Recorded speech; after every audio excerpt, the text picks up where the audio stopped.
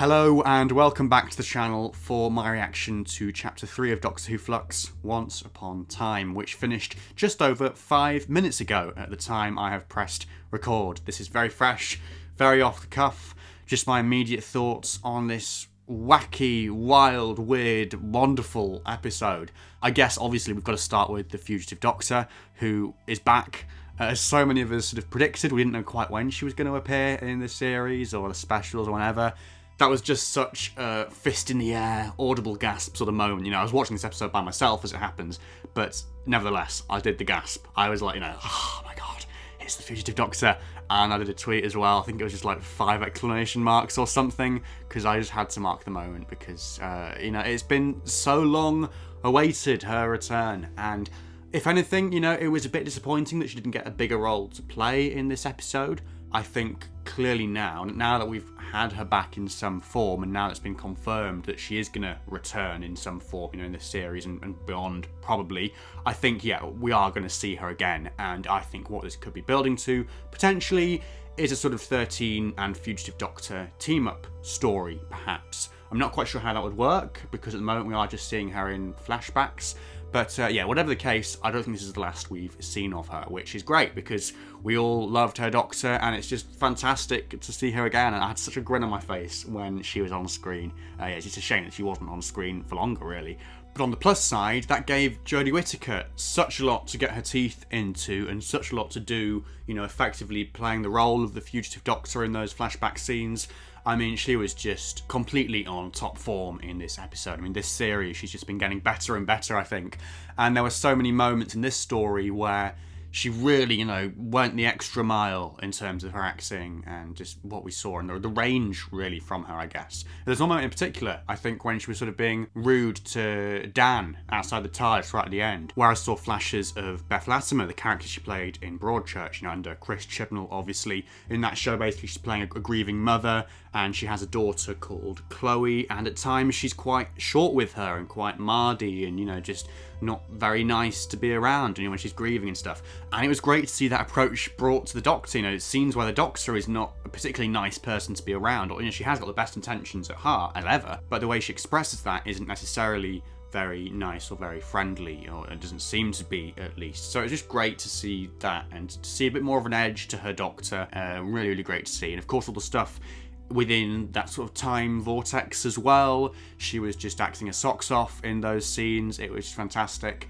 Really, really great stuff. The equivalent of, Capaldi in his castle in Heaven Sent, or Tom Baker in The Matrix in The Deadly Assassin. They were just absolutely defining scenes for this Doctor. Scenes people look back on, I think, when they're looking at the 13th Doctor's era and think, yeah, that was a real highlight. That was a real defining moment for this Doctor. It's just great to see her getting that sort of material that can equal and rival the material we've had with other Doctors in the past. So, fantastic stuff from Jodie Whittaker in this story, some of the 13th Doctor's best scenes to date. I think as well, the one thing I wanted to mention is that when I was watching this episode, about halfway through or whatever, what became very clear to me is that this is essentially the Doctor Who version of the Torchwood story, fragments from Series 2 of Torchwood, the Doctor Who spin-off, which Chris Chibnall wrote.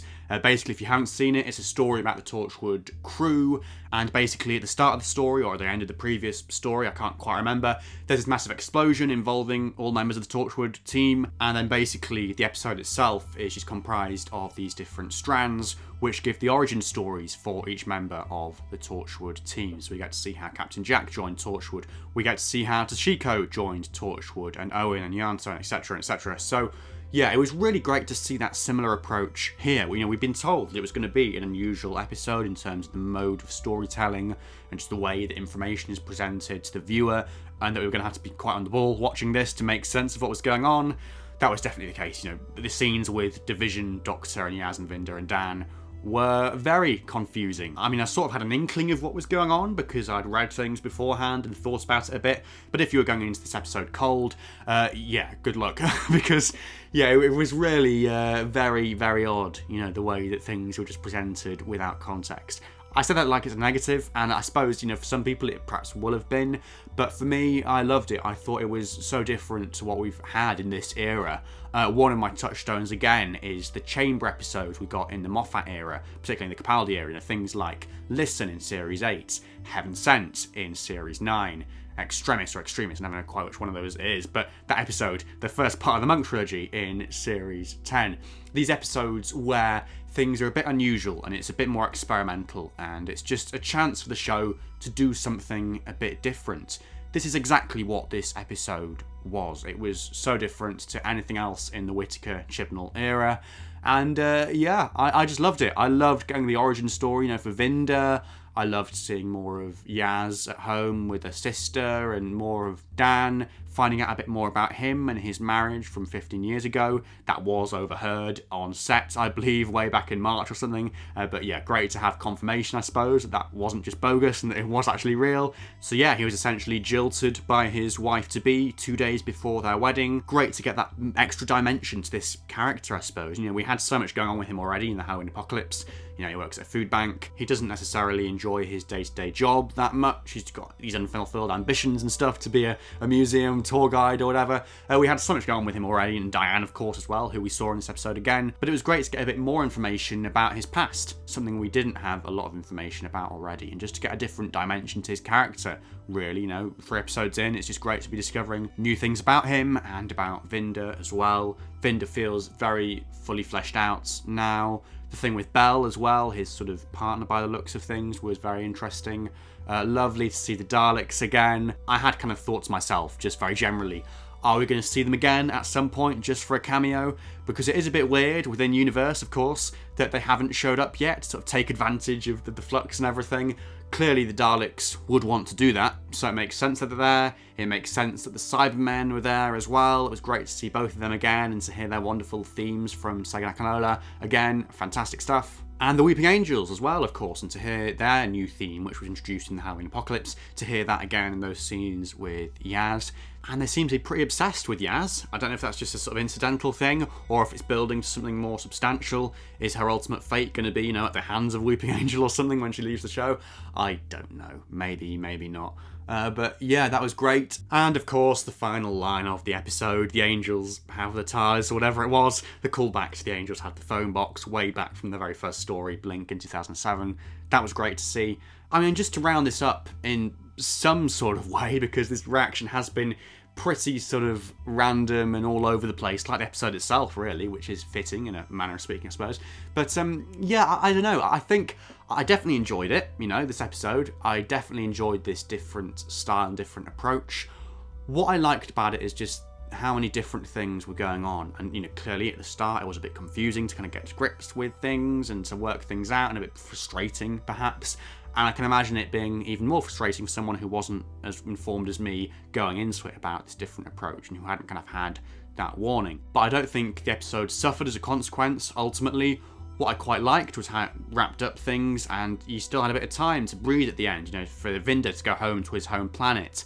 And then the little TARDIS scene at the end, obviously, with the Angels setting up next week's episode. And it looks like Vinder is going to be absent for an episode, and we're going to see him again in episode 5, perhaps. So we are going to get a very different sort of story next week, which is perhaps not as directly related to the ongoing Flux storyline as the other ones. I don't know, maybe, maybe not. Yeah, I just think it was really nice to have a different style of episode. Really nice. And yeah, great to see the Fugitive Doctor again, obviously. That is the huge talking point from this episode.